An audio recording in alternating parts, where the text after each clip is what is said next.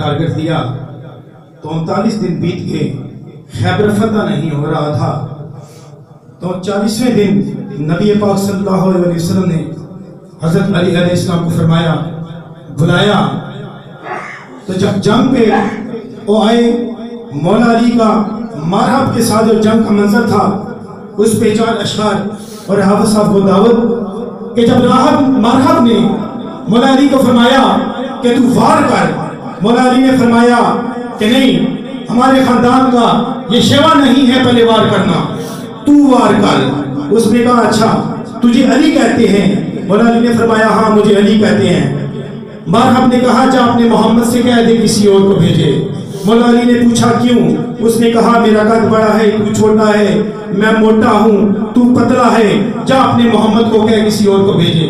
تو مولا علی علیہ السلام وجد میں آ کے کہتے ہیں اوے تو کفر کی پتی ہے، میں اللہ کا شیر ہوں، تو کفر کی پتی ہے، میں اللہ کا شیر ہوں، تو وار کر۔ جب مرحب نے وار کیا، مولا علی نے وار روکا۔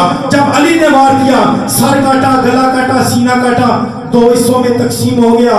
علی کی وار نے مرحب کی تلوار کو کیا صدا دی کہ تو صرف لوہے کی کالی چادر، کہ تو صرف لوہے کی کالی چادر، میں ہوں جلووں میں نور جیسی۔ جناب موسیٰ سے پوچھ جا کے، میں ہوں جلووں پہ نور جیسی، تو کرتی ہے صرف قتل، تو کرتی ہے صرف قتل، میں سوال ذہنوں میں ٹھانتی ہوں، میں قتل کرنے سے پہلے دشمن کی 7 نسلوں میں جانتی ہوں، میں قتل کرنے سے پہلے دشمن کی 7 نسلوں میں جانتی ہوں، اور میری تلوار یوں چوستی ہے لہو۔ مولا کائنات فرما رہے ہیں کہ میری تلوار یوں چوستی ہے لہو جیسے صحرا کے ہونٹوں پہ پانی پڑے۔